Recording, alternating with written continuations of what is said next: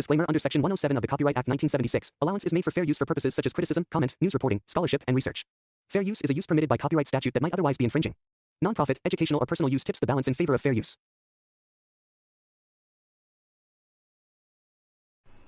खट्टा खाने वाली चुड़ैल। रात को अचानक राधिका मौसी को किचन से कुछ गिरने की आवाज आई। उन्होंने बाहर निकल के देखा तो किचन में उन्हें कोई सफेद साड़ी में दिखा। वो चीख पड़ी, हे भगवान, आलतू जलाल तू आई बला को टाल तू, आलतू जलाल तू आई बला को टाल तू। राधिका मौसी को चीखते सुनकर श्रवण बाहर आता है भागते हुए। अरे माँ, क्या हुआ? क्या देख लिया? दादी माँ आ गई क्या सपने में?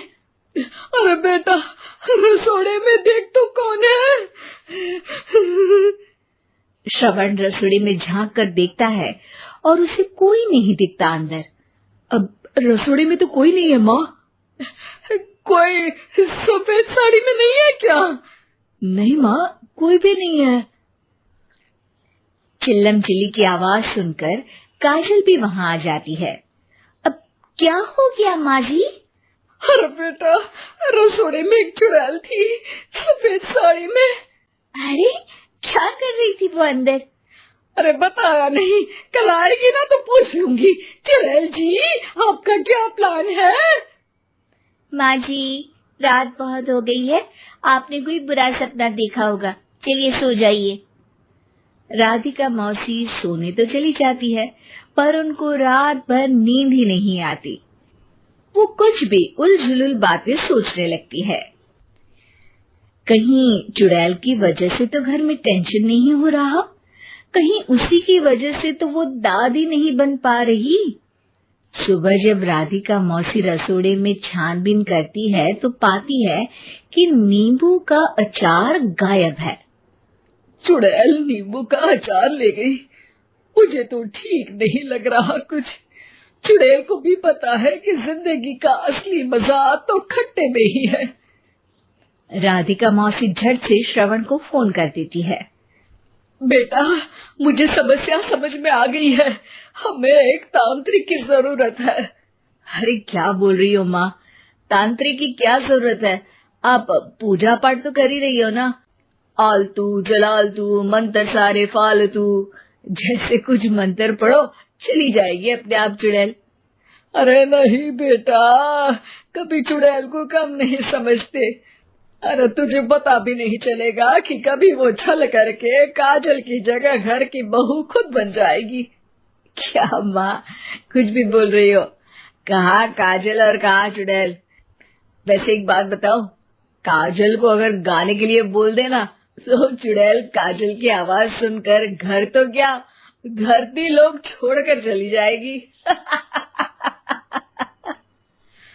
तुम ना पढ़े लिखे बच्चे हर चीज को मजाक समझते हो।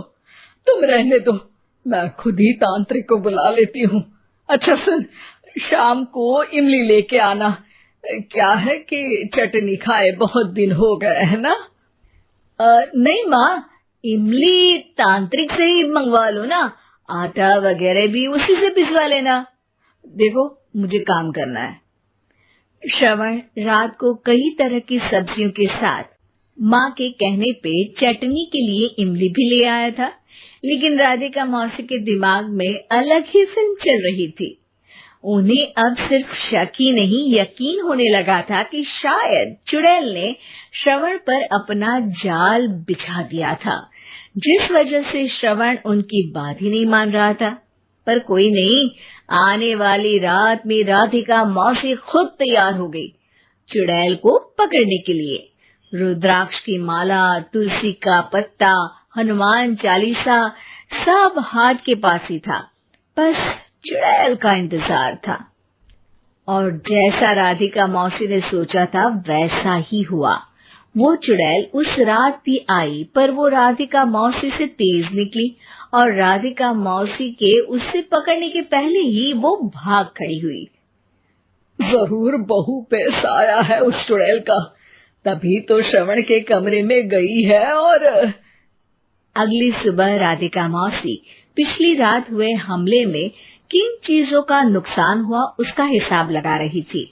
उनके खेमे से एक आम के अचार की शीशी भी गायब हो चुकी थी और वो इमली भी जो कल श्रवण लेकर आया था।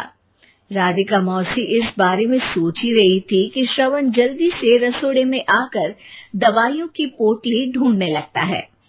अरे बेटा, क्या हो गया? अब माँ, वो काजल की तबीयत खराब है, बहुत घबराहट हो रही है उसे। हे भगवान, मैंने पहले ही कहा था कि तांत्रिक को बुला लेते हैं, पर नहीं। अब देखो, उस चुड़ैल ने काजल को अपने वश में करना शुरू भी कर दिया है। हालांकि श्रवण भूतों में विश्वास नहीं करता था, पर अब वो भी डर जाता है और राजी हो जाता है एक तांत्रिक को बुलाने के लिए। कुछ ही घंटों में तांत्रिक आ जाते हैं और राधिका मौसी तांत्रिक जी को सब बता देती है। घोर संकट, घनघोर संकट, चुड़ैल को मारू जोर चाकट, ओम भट स्वाहा खटखा के आहा। अरे ये क्या मंत्र है? मेरे खुद के ओरिजिनल मंत्र है, कल रात को ही लिखे हैं। अच्छे लगे तो दाद चाहूंगा। एक और मंत्र सुनो।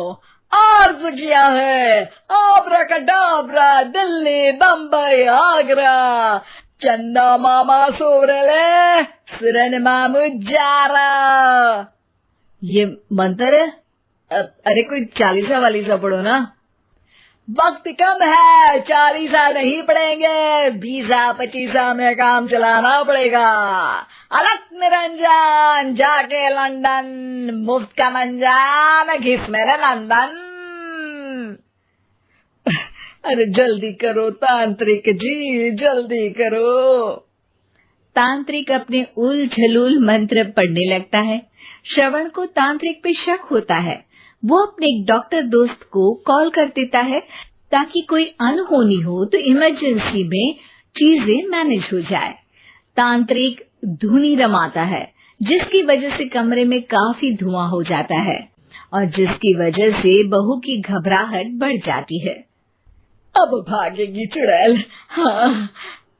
बहू खांसते हुए धुएं से बचने के लिए बाहर चली जाती है।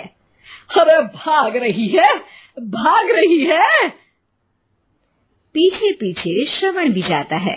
बहू एक सोफे पर बैठ जाती है। तभी डॉक्टर दोस्त आ जाते हैं और श्रवण को पानी लाने के लिए कहते हैं। थोड़े चेकअप के बाद डॉक्टर कहते हैं, मेरे हिसाब से जाप का काम पूरा हो गया है। क्या मतलब? अरे कुछ भी नहीं माँ, कोई चुड़ैल नहीं है, खुशखबरी है, अब दादी बनने वाली है। मगर वो सब अचार के डब्बे। श्रवण दोनों अचार के डब्बे अपनी माँ को दिखाता है, जो कि उनके बिस्तर के नीचे छुपे हुए थे। आपने सही बोला था माँ, वो चुड़ैल काजल ही थी जो खट्टा खा रही थी। हमें कल ही पता चला, पर हमने आपको ये तांत्रिक वाला काम करने दिया ताकि आपको भरोसा हो जाए कि भूत वगैरह कुछ होता ही नहीं।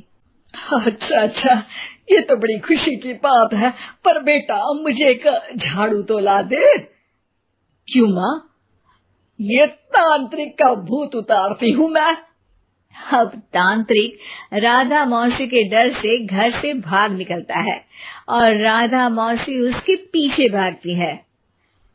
अरे संकट ये घनघोर है, तांत्रिक मुआ चोर है। उम्मीद है कि आपको हमारी ये कहानी पसंद आई होगी।